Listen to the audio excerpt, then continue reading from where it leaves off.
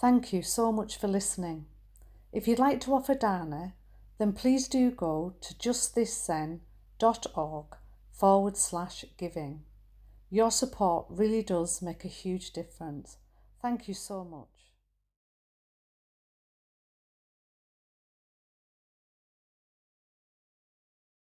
Hey, we'd really like to welcome Flint for this evening. Some of us have been sitting here today, and some people have gone home and are joining us from home. So it's just lovely to see everybody in these two different settings. So over to you. It's wonderful to see everyone.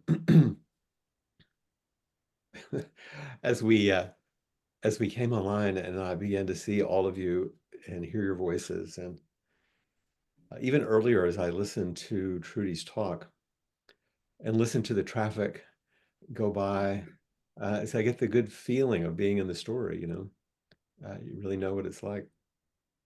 I had an association, a short-term memory, and an association as I listened to Trudy's talk. And this will be a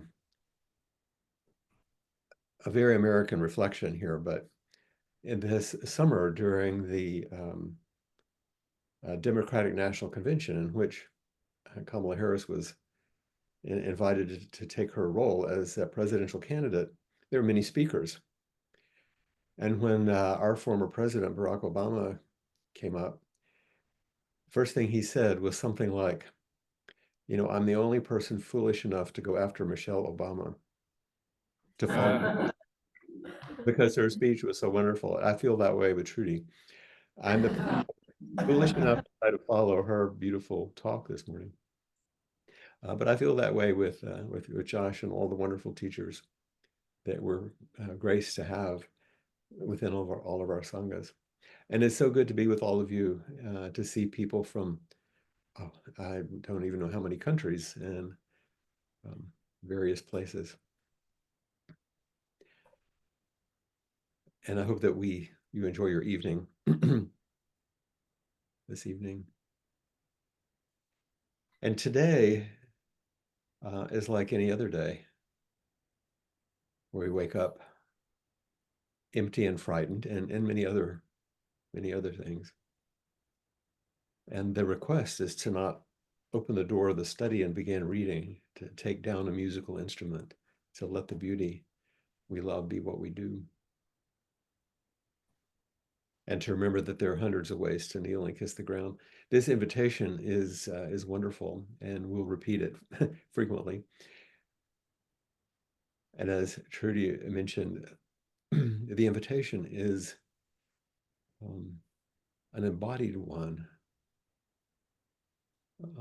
If I were to ask you, what do you remember about the various Dharma talks that you've heard? You might remember a phrase here or something there, some content. But if I asked you, how did you feel? What was your experience when this talk happened that you were so graced to hear? You would probably remember. Because what we remember is the embodied experience of being together. And that is the gateway to beauty, the beauty of each moment.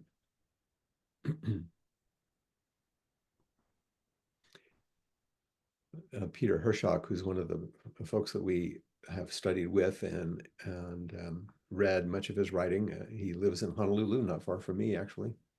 And writing about this activity of doing, of acting, letting the beauty we love be what we do.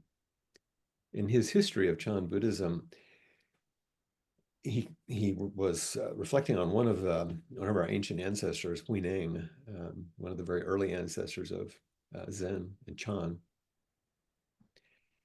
And he said, our original nature, Buddha nature, whatever word we use for it, isn't some inherent pristine essence. it's something actively done.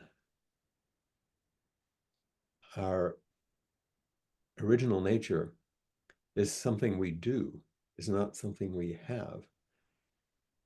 And he said, thus when asked to define what is meant by Buddha, Huining would say something like, it is precisely Buddhist conduct, or is it precisely Buddhist practice that is Buddha.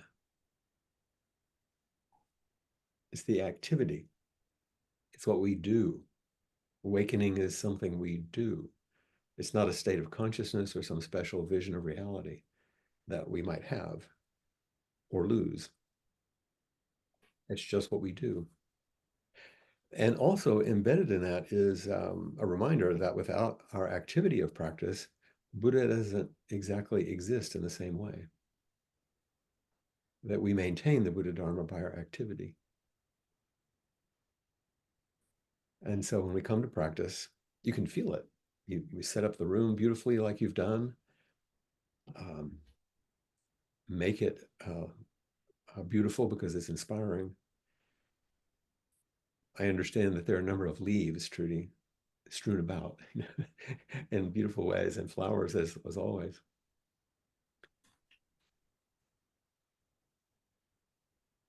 I was reflecting just a bit on the lines of the brief poem. Today, like every other day, we wake up empty and frightened. And as I read that first line and sat with it, I realized, oh, that's the first noble truth. The reality of dissatisfaction that comes with conditioned existence. Every day we wake up remembering that we're conditioned, impermanent, shaky beings in this world. We're many, many things, but that's included. And the First Noble Truth says, of course, that life is characterized by dukkha, which is, suffering, but everything else, it's everything that it is. Like every other day we wake up with this fullness. Every day offers us the reality of our lives. As Trudy said, it's important for us to be willing and able to face the life that we have. But the question is, what do we do with such an offering? The first line says, you're offered this life as it is, what would you do with it? And then the second line is an admonition, don't open the door to the study and begin reading. The way I took this, and once again, this is my perspective, just like in the definition of wabi-sabi that Trudy spoke about earlier today, its meaning is hard to nail down because it is so influenced by the experience of the one doing the defining. The same with these lines, like every other day we wake up, don't open the door of the study and begin reading. So what I took from that is how quick I began to look for solutions, answers, explanations, distractions. We try to sort it out. And so the admonition is, if you wake up to the fullness of life, maybe slow down in this way of beginning to try to sort it really quickly, put yourself together. We come to retreat sometimes, I think, even if it's unconscious, as if we're going to find an answer or solve the dilemma of the fear and the emptiness that we wake up with. And instead, we're asked to be more intimate with these things. Aaron and I have started a new practice. It's a simple one. Maybe you do it. It's obvious, but I don't know. We hadn't done it before in exactly this way because we live so far away from so many people, time zone wise. By the time we wake up, empty and frightened, or wake up at all, we're at least right now 3 hours behind the western coast of the mainland U.S., 5 hours from the central U.S., and 11 hours from you in the U.K., and 12 hours from continental Europe. So we're like behind. So we jump into work very quickly to try to engage in the flow of whatever we need to do that day. But because of the challenges we've had, we've made a new commitment. Like when we get up early, we enjoy that. We go to bed early, get up early. Our commitment is we can't pick up this and we can't open the laptop. We have to sit down and have tea. It's a very British thing, but we have to sit and have tea first because it slows down that rush. Don't open the door to the study and begin reading. Connect. And what Rumi says next is take down a musical instrument, which is a lovely expression of engage with whatever might allow for intimacy with the embodied, inconceivable. Music certainly might do that, but it could be anything that invites you into the flow. It could be looking at that we have very big, beautiful views from here, just standing and looking, listening to the birds, taking a walk. There was a phrase that I had not heard before that was brought into the retreat with the Awakening Together Sangha last week. Some of you may have seen this. And it was a small piece of paper that was printed of a calligraphy that came from another temple. It was done by Kobanchino Roshi. And it was one of those calligraphies that it was in English, but it was that kind of big brush, rough kind of calligraphy. And it said, persist with affectionate awareness, which I loved. At one point, I couldn't remember what it said, and I couldn't see it where I was. And I remembered it as persist with affectionate presence, which I quite like also. This is in some ways take down a musical instrument rather than opening the door and rather than going to just trying to work things out and build up the way that you're going to meet the day. Open your heart, open your ears, open your eyes, open your body. Although that may seem like the thing you don't want to do if you wake up empty and frightened. And then, of course, our title line, like the beauty, we love be what we do. This is the invitation. Let, allow, invite, surrender. Let our, I don't know if this makes sense. I was writing a note to myself. What if we let our longing for love unfold as our love for our longing? What if we loved our longing instead of just looking for something to love? But it's another way of talking about how our inner light invites light, like our enlightenment is to become that vehicle for the expression of light, the expression of awakening. Awakening is what wants to find a vehicle. And we are that vehicle. We can find a way to express through, as Huining says, Buddhist activity, through Buddhist practice, what awakening is and what awakening does. And these activities that we engage in, or may be called Buddhist, if they're in accord with the Eightfold Path, there's a way to orient ourselves and align with our actions and our intentions and our attitudes in life. And there are qualities which emerge from that kind of attunement. The paramitas, the brahmaviharas, and the paramitas are practice qualities of a bodhisattva, generosity and ethics, our joyful energy and patience, meditation and wisdom, through practices of the brahmaviharas, loving kindness, compassion, equanimity, and sympathetic joy. These are other, those lists of Buddhist qualities and practices that we've all studied and will continue to study. But let the beauty we love be what we do. These are the activities of practice which invite and sustain the beauty of our lives. And there are so many ways to do this. There are hundreds of ways to kneel and kiss the ground. But I think they all somehow move with an unbound gratitude all of these myriad practices, and they're embodied, I would say, erotic, because they're alive. There's this aliveness, this juicy aliveness isn't deadened. So those are just a few of the things that I began to think about as I thought, well, if we take this small poem by Rumi, which is so evocative and so beautiful and enough in itself, what are the aspects of Dharma that it's evoking? Including that key term and key invitation about beauty. Because I don't think most of us think of Buddhist meditation is something that's going to cultivate beauty. I think most of the time we think of it as something that's maybe going to make us more calm or concentrated or have some clarity. There are a lot of things we think about, but not necessarily beauty. But for me, especially Zen practice, has always been associated with beauty and the arts. It's one of the reasons I was drawn to it. The quiet elegance of a tea ceremony, the exquisite flowers arranged in the ancient practice of Ikebana,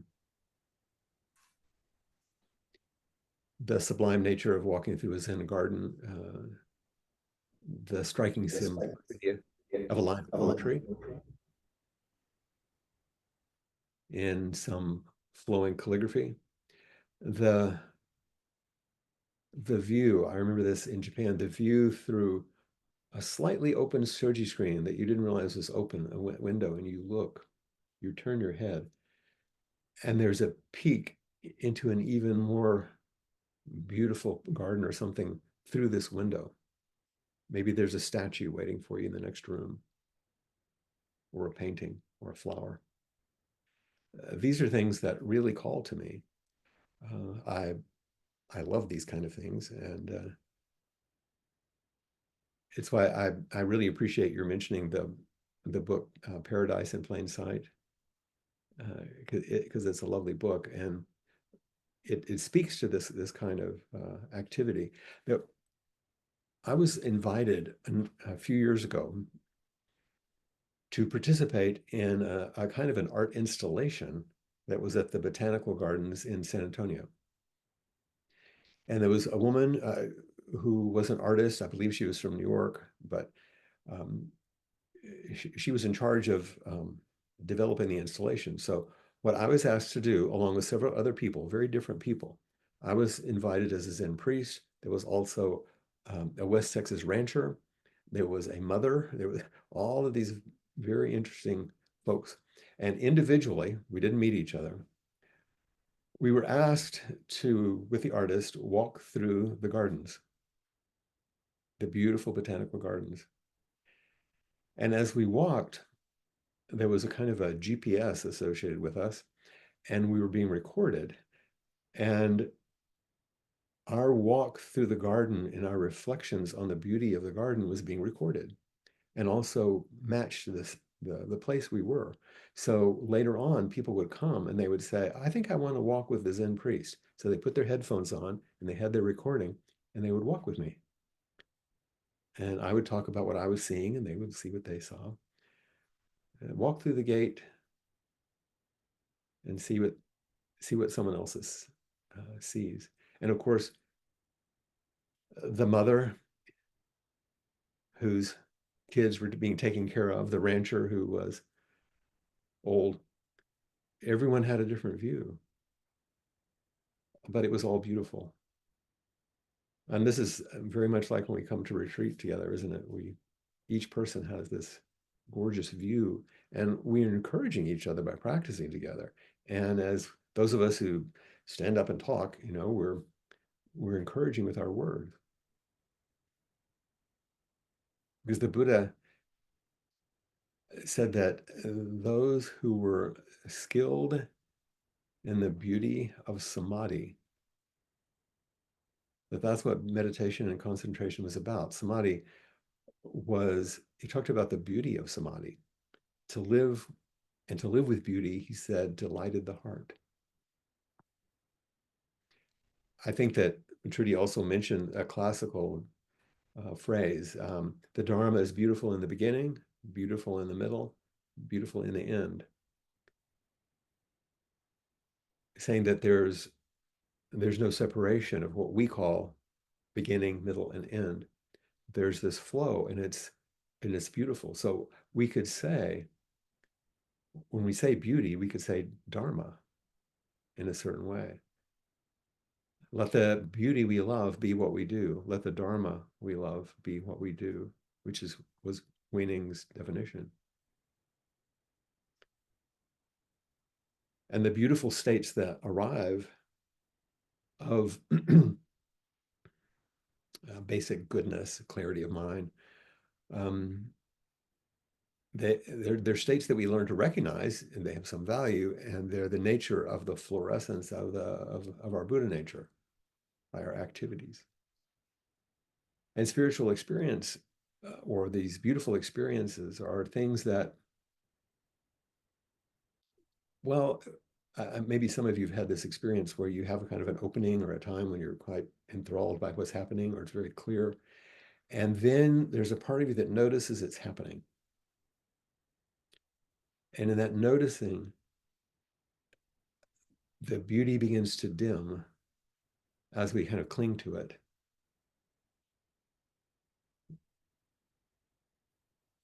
So there's an invitation to stay open and open-handed.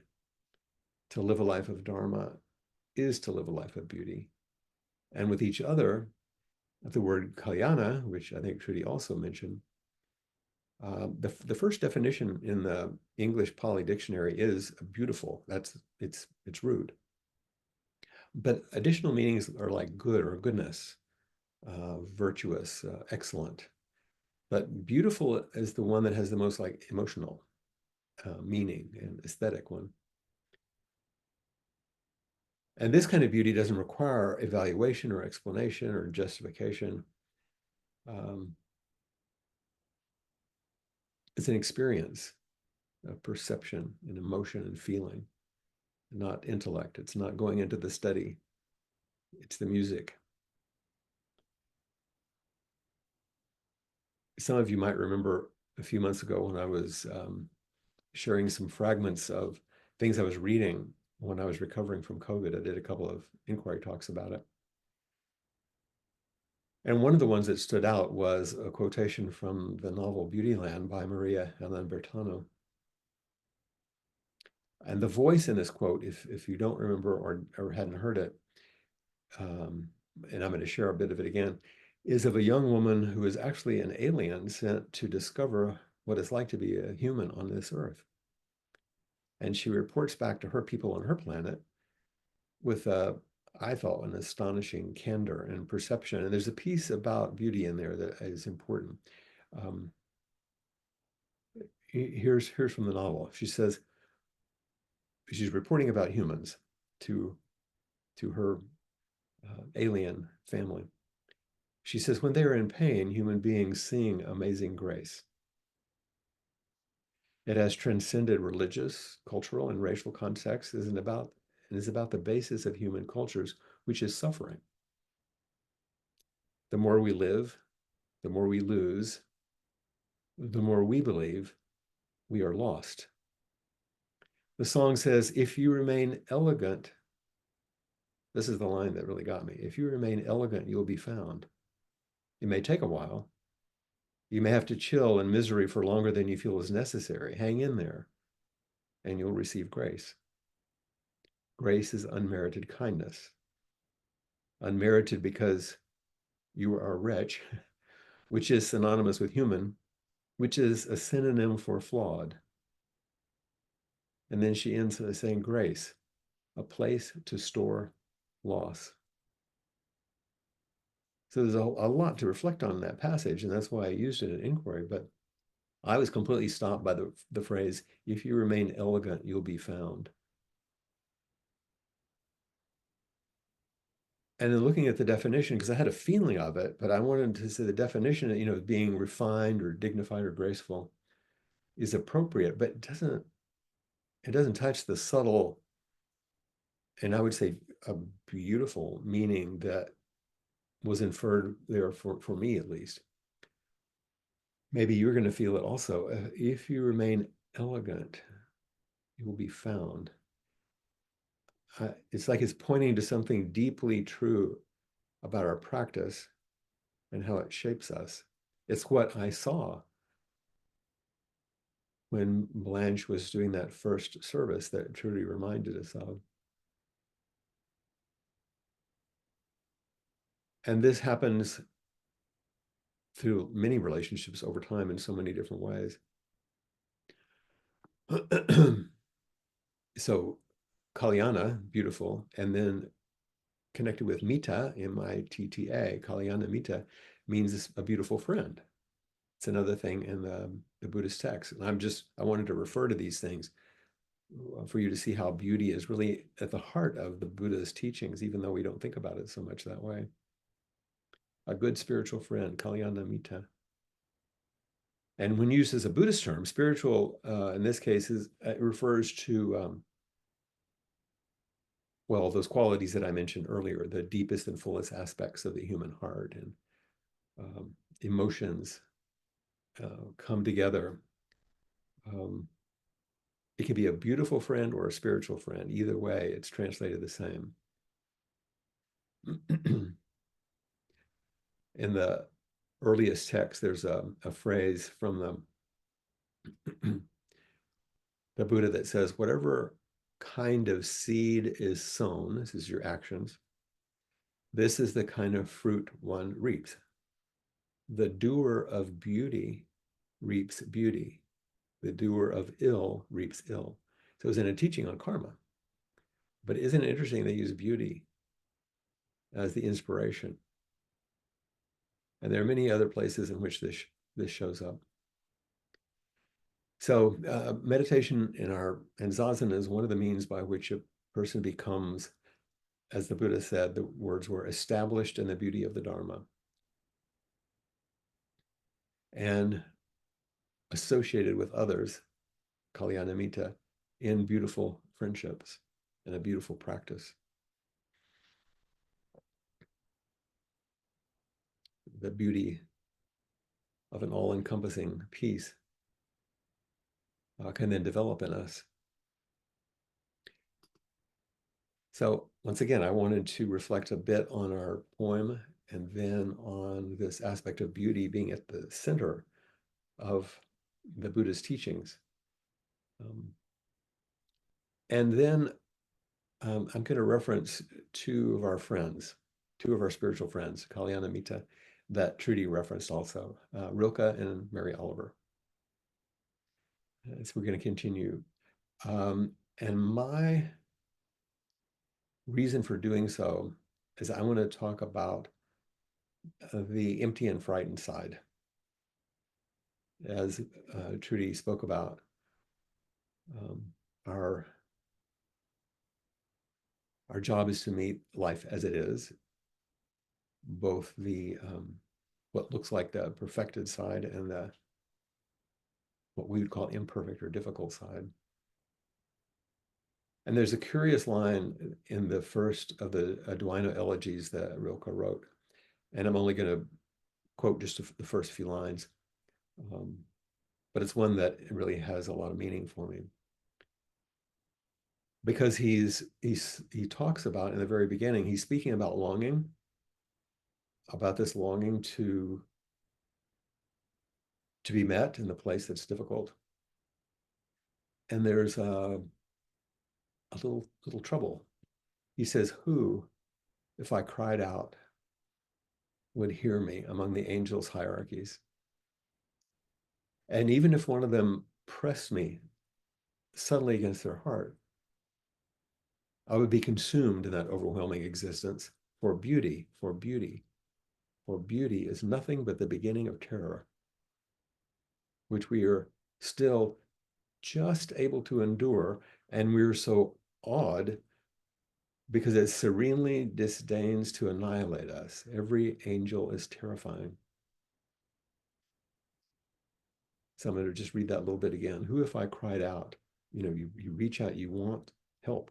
Who, if I cried out, would hear me among the angels' hierarchies?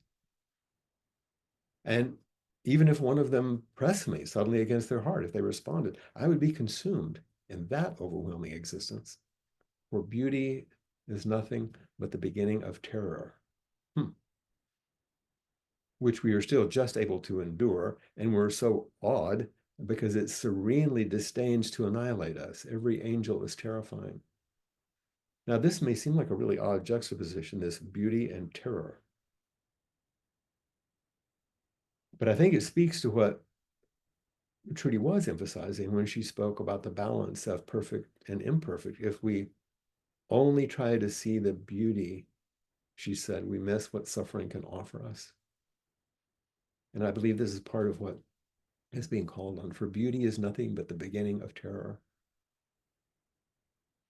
I think when we see something beautiful and we're open to buy it, there's a vulnerability that arises that may catch us off guard. And Rilke says we're still able just to endure it. And we're awed, we're like surprised. It's like, really, this isn't going to kill me, but it will terrify me. And once again, I'm talking about the shadow side of things here, but so I'll make it worse. I'll go further. Mary Oliver, as some of you know, had an extremely difficult childhood. And she, I think as a kid, she escaped to the woodlands around her. She grew up in Ohio in the United States for her tranquility, like in the UK, when you take a walk, go out into the fields and along the rivers and into the hills. And as a young girl, of course, she found a deep connection to nature, which moves through all of her poetry. And some of you may have heard her interview with Krista Tippett on the podcast On Being. These are Mary Oliver's words in that interview. She said, "To this day, I don't care for the enclosure of buildings. It was a very bad childhood for everybody, every member of the household, not just myself, I think. And I escaped it, barely, with years of trouble, but I did find the entire world. I did find the entire world in looking for something. But I got saved by poetry, and I got saved by the beauty of the world." And of course, we know this because in reading her poetry, we see that. I found the entire world because I was looking for something. We have this longing. We go out, we attempt to sort things, and we find everything. And she was saved by poetry and saved by the beauty of the world. Undoubtedly, what she's saying is she woke up empty and frightened, or some version of that unsettling kind of existence that calls us to cry out. And by her own description, at least in this interview, she went beyond her confinements with through poetry and nature and many other things, so that in her words, she was saved by the beauty of the world. And for me, her poems, and for many of you, her poems are some of the hundreds of ways we kneel and kiss the ground. Not just the words from her oft-quoted poem Summer Day, which all of us, in fact, it's been quoted so much, it's I don't usually use it because it's so common. But when she writes, I don't know exactly what a prayer is, but I do know how to pay attention, how to fall down into the grass, how to kneel down in the grass, how to be idle and blessed, and to stroll through the fields, which is what I've been doing all day. 100 ways of kneeling and kissing the ground. So there's this gorgeous longing on the other side of despair and horror, and the ways that embodying beauty and expressing beauty, the embodied inconceivable, shapes us in new and surprising ways if we allow it. And I don't think these things come together more plainly or more dramatically than in her poem on a reflection of a piece of beautiful art. Some of you may know this also. Franz Marc's Blue Horses. I'm not going to show you the painting. It's quite easy to find, but I'm not sure my screen sharing might not work or be too good. Franz Marc lived from 1880 to 1916, and he was a German painter and a printmaker. And he's known for the kind of intense mysticism of his paintings of animals. In this case, they were horses. And he was a founder of an association of German expressionist artists at the time. But during the First World War, he was mobilized into the army. And the German government was trying to identify special artists so they would be withdrawn from combat for their own safety, to be protected. And he was on the list. But before he could be taken out of combat, he was struck in the head and killed by a piece of shrapnel at the Battle of Verdun in 1916. The orders were in place to take him out, and it didn't reach him in time. This very sorrowful kind of story. The uses of sorrow, a box of sorrow, as Mary Oliver talks about, can be an odd gift if we're unattached to the ideas of beauty or what's ugly, as Trudy spoke about. What happened, happened, nothing being discarded. If we only try to see beauty, we miss what suffering can teach us. So here is Mary Oliver's poem, Franz Marc's Blue Horses. It has a piece to sort of amplify what I'm hoping to transmit here. But it also positions us in a way that is so resonant with what we find in the world happening right now also. This was around, of course, World War I, but you'll see. She begins her poem, I'm sorry. She's looking at the paintings of the Blue Horses. Mary Oliver says, I step into the painting. I step into the painting of the 4 blue horses. I'm not even surprised that I can do this. One of the horses walks toward me. His blue noses me lightly. I put my arm over his blue mane, not holding on, just commingling.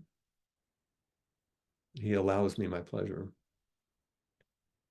Franz Marc died a young man, shrapnel in his brain. I would rather die than explain to the blue horses what war is. They would either faint in horror or simply find it impossible to believe. I don't know how to thank you, Franz Marc. Maybe our world will grow kinder eventually. Maybe the desire to make something beautiful, maybe the desire to make something beautiful is the peace of God that is inside each of us. Now all 4 horses have come closer, are bending their faces toward me, as if they have secrets to tell. I don't expect them to speak, and they don't. If being so beautiful isn't enough, what could they possibly say?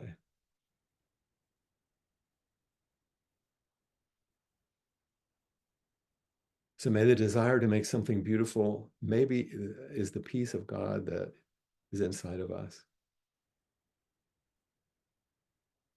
The light inside wants to be expressed. That's what's calling us to practice. We practice because of enlightenment, because the divine is in us. That's what calls us. We practice to express that. We don't practice to gain it. And then that last line, if being so beautiful isn't enough, what could they possibly say? Beauty is enough. When you are you, Buddha is Buddha.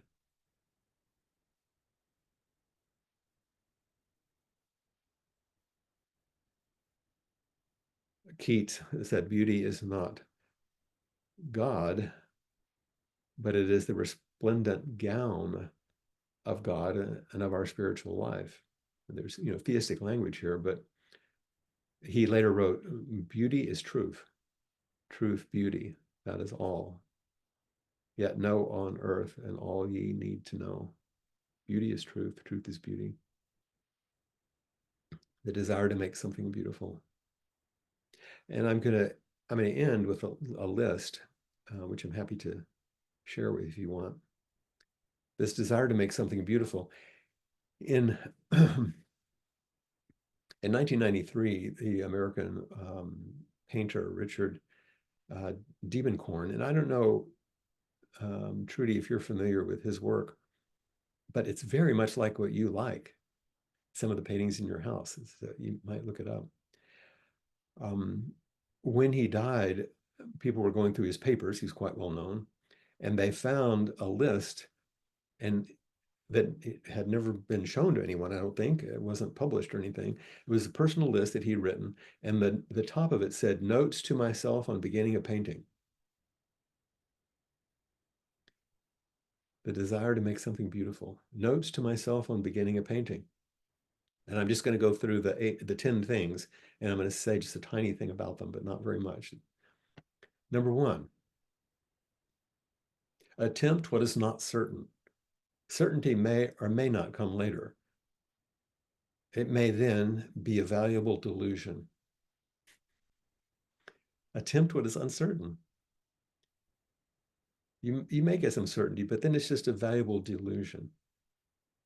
This, it points to impermanence right away. Number 2, the pretty initial position, which falls short of completeness, is not to be valued, except as a stimulus for further moves. Don't get caught and just trying to make it pretty, whatever that means, probably for another. It falls short of completeness and is not particularly valuable, except as a stimulus for further moves. This is our ongoing practice. We continue. Even if we awaken, we continue. Number 3, do search. But in order to find other than what is searched for. This kind of curiosity into the mystery. Do search, but in order to find other than what is searched for. 4, use and respond to the initial fresh qualities, but consider them absolutely expendable. Use and respond to what you got, but know that it's all, beginner's mind. Keep starting fresh. I like Cassie's smile as I'm going through these, because it's very much about art, isn't it? About these things, which is the point. Number 5, don't discover a subject of any kind. Now, it's interesting because there are obviously subjects to his art, but what I took it as is don't attach to anything as me or mine. Don't get stuck. And in that process, number 6, somehow don't be bored. But if you must, use it in action. Use its destructive potential. In other words, don't let yourself fall into this sort of apathetic place. But if you do, then use it. What is it calling to? Turn toward everything as a Dharma gate. 7, mistakes can't be erased, but they move you from your present position. All of those pieces of pottery, ceramics that Trudy spoke about, of every shape, all included. One continuous mistake in practice. Number 8 was a very odd one. He wrote, keep thinking about Pollyanna. And we know this idea of Pollyanna as being this sort of naive, kind of bright view of the world. And I think it's a warning. It's a warning. Reality is in everything and it's everywhere. Don't just keep it light and don't get lost in heaviness. Because number 9, the next one is tolerate chaos. Everything ends, nothing can be controlled. And number 10, be careful only in a perverse way. Practice with care, but not with safety. That was my line. Practice with care, but not with safety. Be careful only. Let the beauty we love be what we do. Let the beauty we love. So I thought it was quite an interesting list. And to have found this after a great artist has died was a curious discovery, and how they are so associated with the Dharma and the calling forward of beauty. So I've yammered on enough. Maybe if there are some things that you have would like to speak about, connect about, I would love to hear from you. So we liven it up and make it relational. It's Kalyana Mita, spiritual friendship. It's already started, by the way, because this morning as I was listening to Trudy's talk and then making some notes and making sure I was in response to her talk, I got a message from Ryan Van Wyck, who's on the reflecting on last week's retreat and his poetry. So, these things keep weaving us together. Kalyana Mita. But anybody have anything they'd like to connect around? Comments, questions? And I assume there in the room you have a way to come to the computer, and anybody online, you can raise your hand.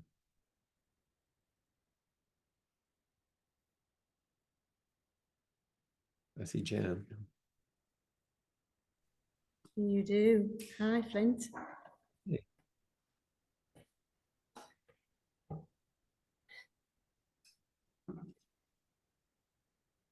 I been reflecting on Trudy's talk and had a bit of a realization that yeah, I was marveling at Trudy's description of her childhood, where they used to go to what they call, Trudy? Antique shops and marvel at the beautiful things. And I thought, oh my God, what an amazing thing to do. And I sort of think, I sort of had this realization that Trudy's fascination with beauty and ceramics and flowers and all of that, I thought, it was something that maybe was, I don't know, encouraged or born or, in her early life. And I thought, oh my God, this is like a revelation for me, because what I was trained in was order, functionality. And I know this, but there was just something, because I've been wondering, why am I not drawn to beauty in the same way Trudy is? And I'm not wanting to see it as an inadequacy in me. I'm just like, wow, isn't that fascinating? And so now I've got this sort of fascinating curiosity about how could I engage more with paying attention to beauty. And I love this list of these 10 things, because these are all things I don't do. I know that's an interesting list. Yeah. And I know you know this also, but what Trudy was talking about, and what each of us has our story about these things, and you were talking about yours. We're shaped by our past and by our early experiences. And we literally get shaped. And our senses, our sensory world is shaped and formed to pay attention to certain things and not. And you just realize that in a different way than it's not that you don't know it, but you realize it in a deeper way. Yeah. But that doesn't mean we can't be reshaped or things can't happen. But that usually requires, I think, this kind of spiritual friendship I was talking about, or beautiful friendship. So if you wanted this is just an image I have. It's not like you have to do this, but an image of, if you want to learn to see that way, then be with people who see that way. Yeah. And watch them, like, walk with Trudy, hold hands with Trudy, or whoever your friends are that see these ways, and be curious and watch how they see and how they take in beauty. And then, if that gate opens a bit to you, as it does, then the most important one comes. Watch how they look at you when they see the beauty in you. Can you see that one? Like they're doing right now. Because that's where beauty is just the beginning of terror. You know, it's like, yeah. And Trudy repeated that so many times about the beauty being within us, and it's here and right now, and yeah, that's something that's growing. Yes. And there are times when I can see what they see in me. Because you begin to see it in them. I see it in them. Yeah, don't you sometimes see these beautiful qualities in people? Oh yeah, Right. absolutely. Exactly. And so let that have a life. Reciprocal. It's like lovers. That's why I called it erotic. It's not about being sexual. It's about being that sort of aliveness, of warm-heartedness and embodiment. Yeah. And know that some of it might not be very orderly or very functional, but it'll be lively and beautiful. Yeah. Yeah. And maybe a bit of chaos. Yeah. Have you entered as a student? Sorry, say that again. Have you had your entry ceremony? No, it's tomorrow. That's right. I thought it was coming right up. Exactly. Yeah, it's tomorrow. So you'll have a chance. Yeah. Meetings with Sangha members to practice this.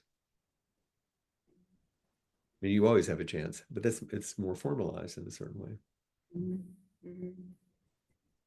Yeah. I'm full of curiosity about how it was like fear and terror some time back, but it's now transformed into something that feels much more about curiosity and what's going to happen. Right. And you begin to realize that you're not being evaluated. You have something to offer. Yeah. Which is just your present. Yeah. There's nothing to live up to, but there's a lot to live into. I like that. Yeah. Yeah. Thank you. Thank you. Thank you, Flint. Yes, very much. What do I look at? The screen, the little screen, not the big one. The little screen. Yeah, because otherwise you're looking like this. That's true. Yeah. Yeah. Hi there. Hi. You look very bright. Yeah, I do. I don't feel it, but it's good that I look it. It's amazing. I've got 2 unopened things. One is a painting that came the other day from an artist in St. Ives. When I was there a couple of weeks ago with Josh and Trudy, I bought a beautiful painting. Oh. And it was delivered on Wednesday or Thursday, and it's still in the bubble wrap. Partly because I've been busy, but I also think there's something unbearable about the idea of opening it. And the other thing is that Lynn, as you know, has been sewing my rakusu, and she gave it to me today. Oh, wow. It's an important day. I haven't taken it out of the packet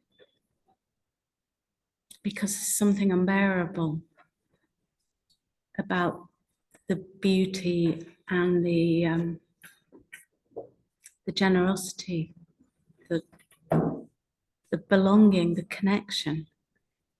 If one of them suddenly pressed me against their heart. The real line. Where is the rakusu?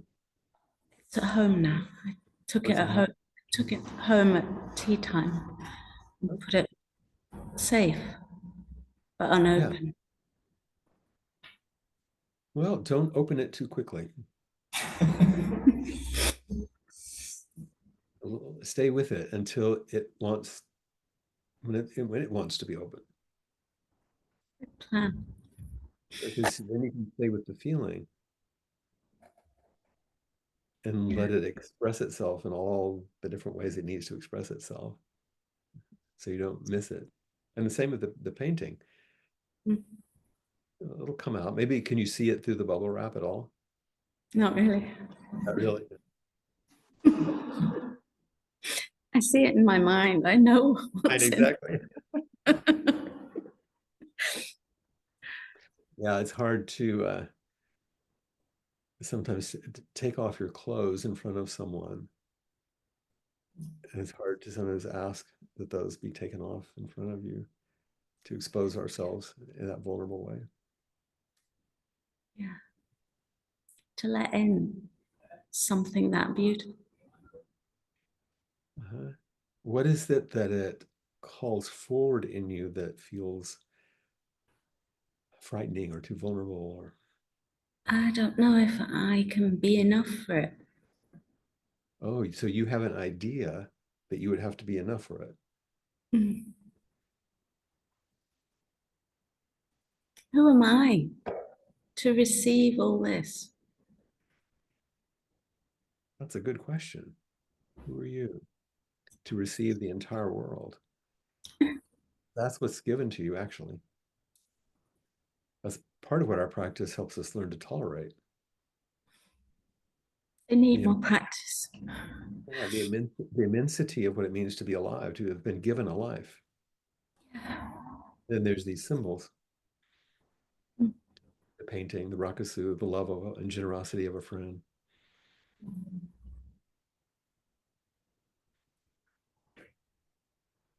You can't, like our small self isn't enough. You can't be enough, actually, because that's not the point. No.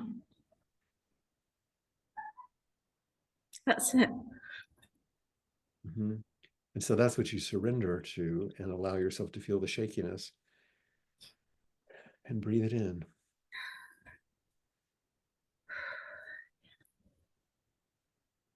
Yeah. Expand into other space. Well, to take up all the space that you actually are. You are that already.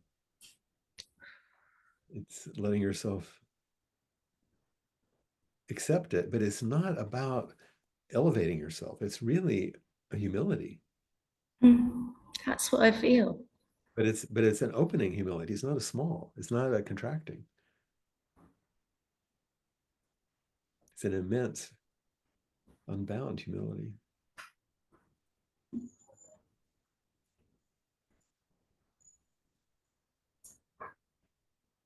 That's so beautiful.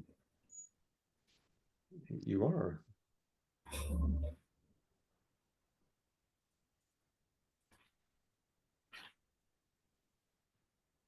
We are. Life is. It all is. Yeah, and then we have these moments and these things and these people that remind us of that. Whether it's a gift that someone gives us, a piece of art, a landscape, anything that reminds us. In some ways, practicing over time, helps us so we remember more. We forget about that less, remember more. And like with Jan, we can see it in others and they can see it in us. Remind each other. Like when you came forward and I said, you look so bright, and you said, oh, I don't feel it, but that's good. It's like we can see in each other what we don't see in ourselves, and it's useful. Yeah. And even those who are gone, who no longer have bodies, we still see the perfection. We see the beauty. As you know. It's true. Along with everything else.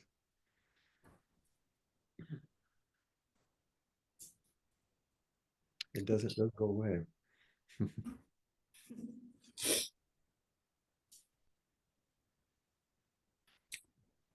I'm so blessed. All right, thank you.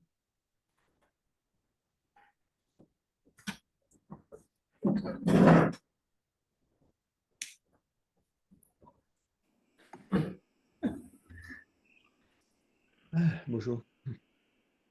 Bonjour. Very good to see you.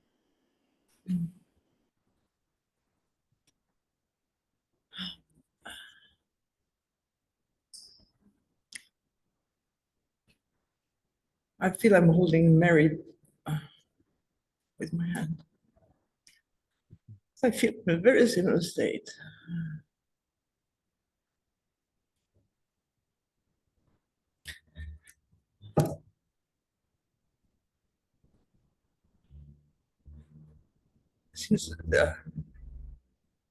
Since Trudy's talk, I've been a lot with Carrie. Yeah. Speaking of someone who's dropped their body, but it's still, yeah. And the spiritual friendship that we had, and and the moment we spent when she was dying.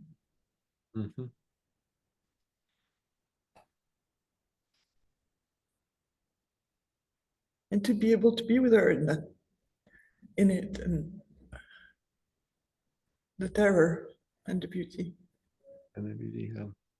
And also I'll add, for me anyway, the impossibility of, like, did that happen? Or is she gone? Or what? It seems impossible somehow, everything.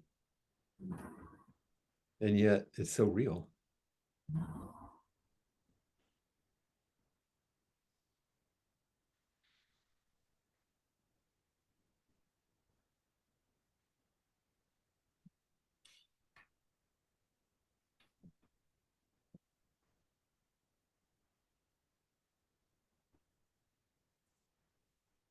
You loved her. And she loved you.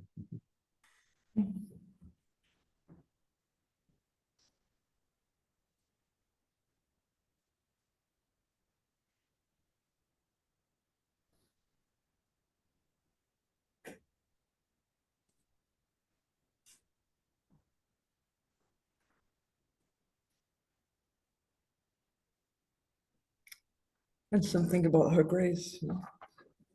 That's what comes next.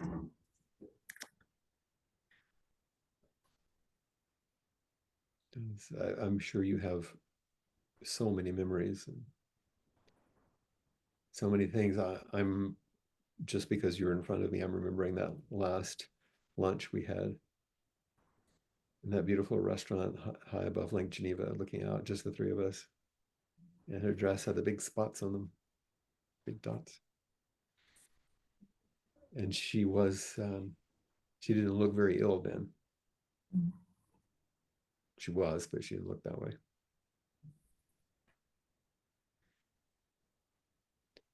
How bright the light was.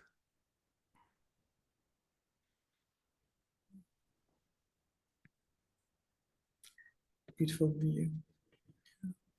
And the light from her too.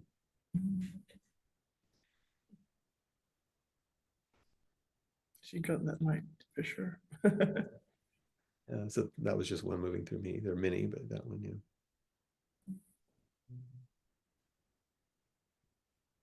Anyway, thank you. I also remember how sick she was in the lakes.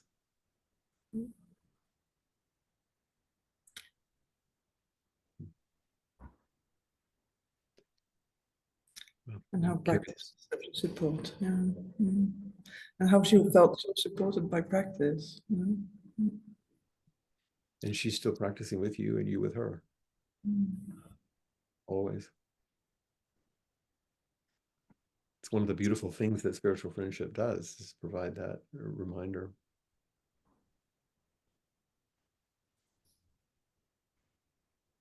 It's one of the ways I think that these Zoom things are possible.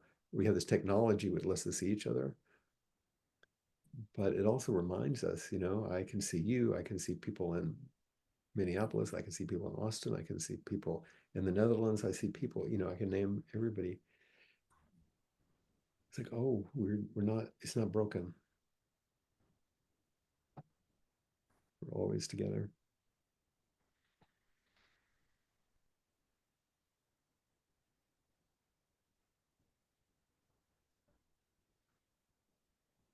Thank you, friend.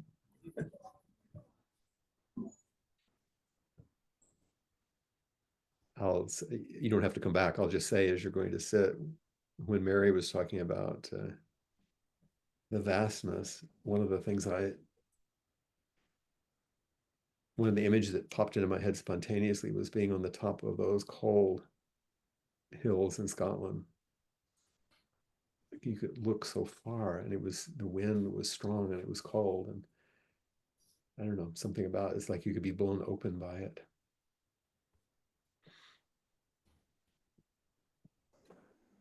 Hi, Flint. Are you still in Greece?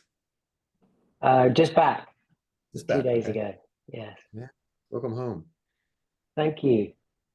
Good to see you. So great to see you. I did. Thank you for your talk. It really.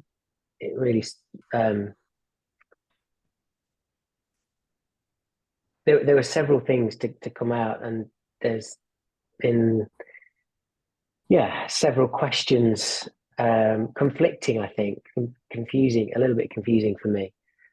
That I'm trying to get my head around. So one of the quotes that you use quite regularly is, when you are you, Buddha is Buddha, or Zen is Zen. So how does that, so when you say that quote, does that link to authenticity? Is that being our authentic self? It points in that direction, but it can be from your own psychological training and my own, it can be a little bit personality wise, and I'm pointing to something beyond that, of course. So yes, it does mean authentic. That's one. But what does that mean? I would say whole. It has to do with wholeness. And just like the quotes that I was using in the poetry that Trudy was using about including everything, nothing left out. Authentic is not some rarefied version where some things are stripped away and then there's some authentic, that isn't the inauthentic. What we're talking about in practice is everything. Nothing is left out. So it's a little different than the sort of operational or instrumental way we talk about authenticity in psychology. Okay. And I know that you, at times, I'm going to refer to this just because we were together last when we were in Hawaii, but it was beyond any descriptor. There are moments where you could feel something that was beyond any descriptor. You could step back and describe it and reflect on it, but when you're in it, it's just whole, full, just complete, just this, the name of the larger songbook. And in that, there's nothing to grab onto, but there's nothing missing either. And maybe you feel that when you're surfing or you're on a wave or something, you can't think of anything else, you know, but you understand that as flow because you understand that from your sports experience, but it goes further. I think the other bit that I'm trying to tie into and understand better is this contradiction between, on one hand, you know, accepting life as it is, and on the other hand, what's the life you want to lead? Mm-hmm. And so, as you know, I've handed in my notice for my flat, and I'm going to see what comes. And so it's like the paradox, the conflict between those two is like it's quite. Sorry, the seeming paradox. The seeming paradox. Yes, How did you arrive at a moment where you turned in your notice that you were going to vacate your flat? How did you get there?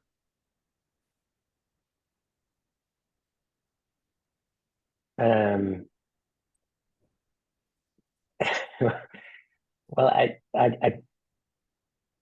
you mean the process that I went through? Yeah, and it's a leading question. You know, what I'm pointing to is it took you facing life as it is to decide to make a change.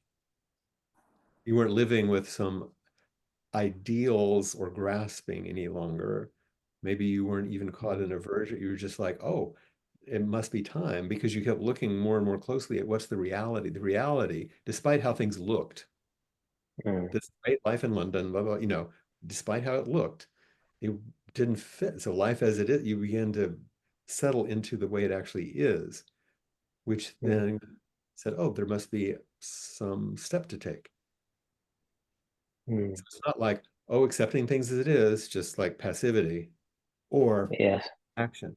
Accepting things as it is sometimes invites rest, sometimes it invites anything, because you're operating on the way life is, not your ideas about it, not your concepts, not the self that you have to be maintained in some way. Yes.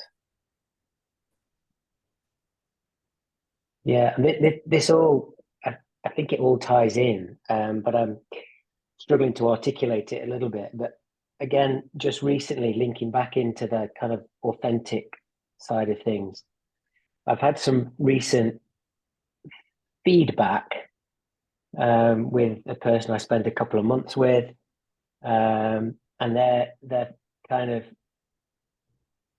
feedback was around perhaps at times a lack of authenticity, like and sometimes not acting in an authentic way. And I guess one of my other questions is, how much weight do we put on what people feed back to us about ourselves?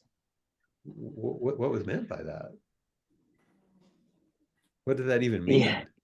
Well, yeah. I mean, there's a whole backstory to that, but some of my behaviors, I guess I'm questioning, you know, how authentic I am in certain circumstances, and the way I act perhaps at a Zen retreat might be different to, you know, how I act when I'm out with my friends or I'm out on a date or whatever that might be. That's probably true. That's probably true for everyone. And each of them is an authentic facet of this diamond that has been. Yeah. If someone said to me, you know, I don't think you're being very authentic, you know, I would say, really? Tell me. I would be curious what they mean and what they're talking about and what their perception is. I wouldn't take it on and say, oh, I'm not authentic, and I make that mean something. Or push back and say, I don't have to believe what you're saying. I could, you know, it's like, I'd just be like, really? Just be curious about what part of them is speaking and why they would make such a statement to me. and how they think that has something to do with intimacy that they might be attempting to deepen, or don't know what it means. To be curious. Really? Yeah. No, I think that's it. I think I am curious. I am curious, and it's made me be more curious around, how am I acting in certain circumstances? But without the judgment. That's curiosity. Okay. Uh-huh. Done. Okay. Yeah, that makes and sense. to know that we are multifaceted creatures, we're going to be all kind of, and to celebrate all the possibilities if they're included, rather than being trying to fit yourself into a map of this is the authentic Ben. Yeah. The others are not. As soon as you get into that, you're in trouble. Yeah. Back at the dualism again. And then we're talking about wholeness. It's like I can tell you multitudes, that old thing. And be curious about all the parts of you. And maybe this person is seeing different parts of you than you don't see, or it's a part of them that expects you to be a certain way. And that's their kind of perception. And be curious about that. Yeah, that all makes sense. I'm just trying to join the dots, because I think all these things are interlinked and interdependent, but I've not expressed them in a particularly succinct way. But again, that's a judgment, but you know what I mean. I do. Sometimes it's useful to kind of try to wrap our head around these things a little bit, even though the intellectual won't give us the final answer, but at least it settles things down enough that our body and our heart and our mind can be in accord in enough a way to flow with the relationships and what's happening, to not cause more trouble, and to step aside from trouble that comes. But sometimes we're met with things that aren't wholesome, and it's important to notice that, and without judging, find a way to not get involved.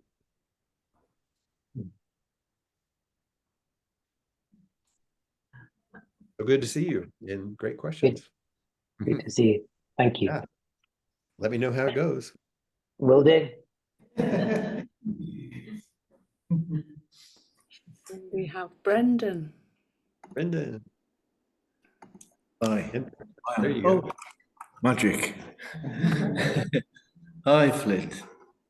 Right. Sometimes I get a bit nervous when I come in here and I don't express myself very well. So I'm gonna just try and know the feeling. Turn that around a bit. But I really haven't got any complaints, actually. I've not come here with a problem. Something's kind of happened over these last few months where I just kind of accepted myself, and kind of accidentally, I don't really know how it happened. Isn't that strange? So strange. Yeah, it kind of snuck up on me. Yeah. And I just got some sort of grounding from that, and then I just started embracing my life just how it is, and then the quality of my relationships have just got that much better. And even just chatting to people in the supermarket and that, it's been brilliant. And I just wanted to express my gratitude to you and to my teachers here and to the Sangha and to all the long line. I have not got a clue really what Zen is, but I sense this quality that happens in this space. And I also funny, man, because I was thinking about this. I was thinking, is it our human nature? And you were saying earlier, it's something about what we do. I still haven't quite got that one nailed like the rest of Zen, but it's like what happens here. I don't know what it is, but it's made me at times when I've been in great difficulty be seen and be loved. And that's been a reflection that's held me and made me feel accepted. And it's worn away. Eventually, it's kind of worn these things away. And it is authentic. I feel it as authentic. And just wanted to just come up here and say thanks.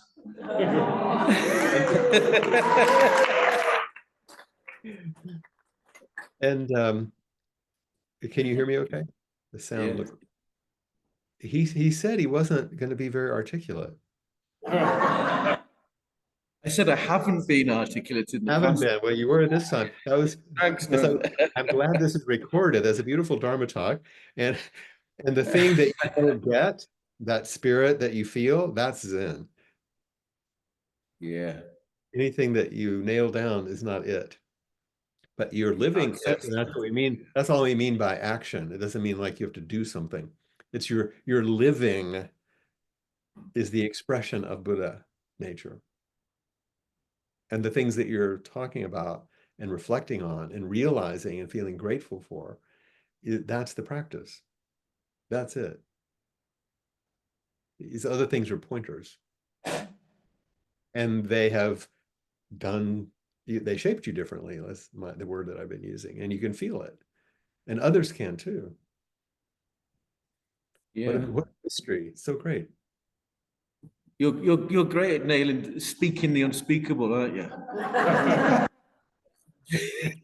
Yeah, you did a pretty good job yourself, and it's my it takes one to know one, right?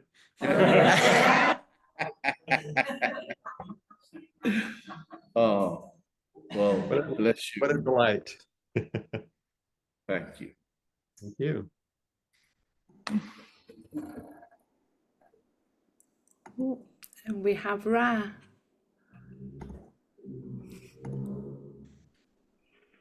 We do. There's your. Hi. Hi, everyone. Took me ages to work out how to raise my hand.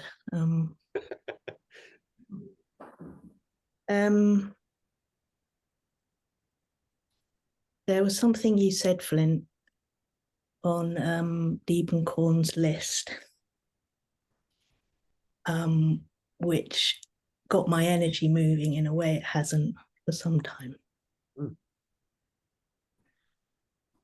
And the first bit was don't get bored. I don't think that's quite the fit. But the next bit was, but if you do use the destructive potential, I think that was it. Use its destructive potential. Yeah, let me look at it and make sure I think you've got it right. Somehow don't be bored, but if you must, use it in action, use this destructive potential. I think I've got some destructive potential. Oh, you too.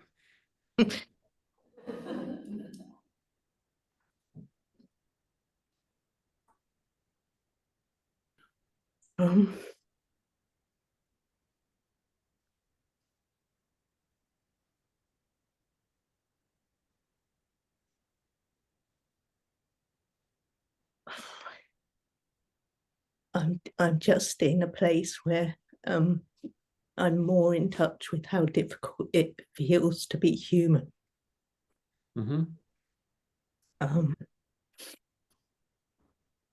And just like sometimes the paradoxes are so enlivening, and sometimes the tension, the tension between knowing freedom's already there, but feeling so caught.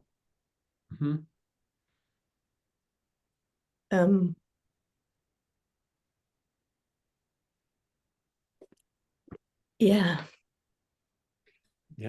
Just I feel like I'm just at the moment in one of those places of glimpsing what I do to be so kind of turned in. Yes. Quite excruciating. Yeah, that's the double-edged sword of awareness, isn't it? The good news is you really see more deeply through practice. The bad news is you really see more deeply. Yeah. Yeah. Yeah. And it's it is just seeing more deeply. It's stark. I know it will change like everything does. And it's just so painful to see how I and how we separate ourselves. Yes. Something in that destructive, like use the destructive potential, because I think I'm angry. I think I get really despondent, but I think I'm really angry that it's so difficult being human. Now you're onto something. Yeah, that's part of what I think he's referring to my own understanding. Don't get caught by boredom, that sort of depressive, non-responsive kind of, accept that something's happening. Something's falling away because you're not mobilizing, but you're falling into something that you may not have realized. And you say, oh, there's anger there. I think that's a good direction. I feel it in my eyes. I feel this fierceness. Yes, yes, yes. Oh, at least there's some energy there. Absolutely. But it's like it's just that constant challenge of, and then don't get attached, But any of it. I would say don't get attached, but explore it fully. Yeah. Like if that fierce eye has something to say or to express, then find a way to begin to express it that's useful to someone who can hear it. Whether if you want to write out something and send it to me, that's fine. Or if you have some other art to, something. But say, oh, I think there's anger there. Let's see about it. Not to become it, but to own and explore that part with curiosity. There's something there. That's that destructive potential.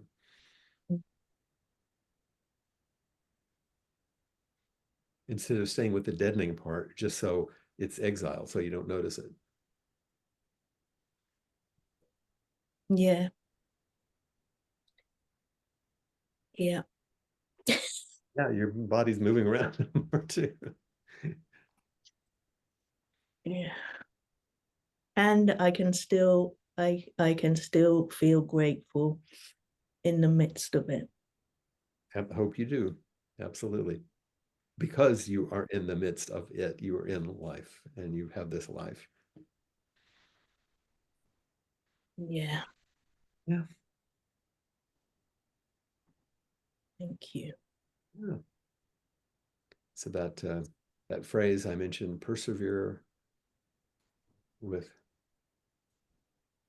affectionate presence or affectionate awareness.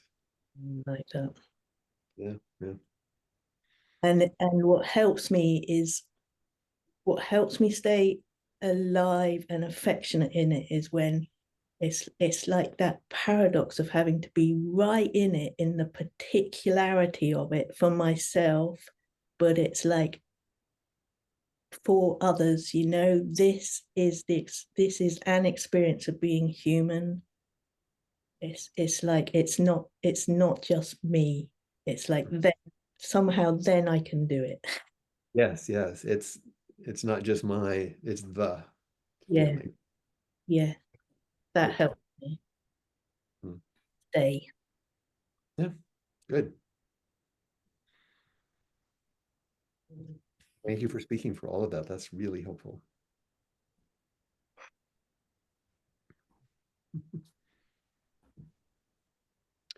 I think, are we at the end of our time, Maria? Yes, we are. Yes. Aaron? Yes, Oh, there's we are. Shashi. Thank you. There you are. Yeah, thank you for a beautifully rich evening, Flint. And as I look at these full, lovely faces at the end of a day of beauty, it's been a a wonderful way to round it off. So thank you so much. And I also want to thank everybody who's online today, wherever you are, and we look forward to seeing you tomorrow. And I thought we could finish with the echo. How would that be, Flint? And we'll say the echo today at this end. I'll mute myself so I don't make a funny noise. Okay. And we look forward to seeing you tomorrow at this time. Thank you. We offer the merit of our practice for the welfare of all beings everywhere. May all be relieved of suffering, free from fear, longing, aversion, and ignorance, and may we together with all beings realize the awakened way. Thank you so much, everyone. See you tomorrow. Muted. You're muted. Thank you. Thank you. Keep going. See you all tomorrow. Lots of love. Bye.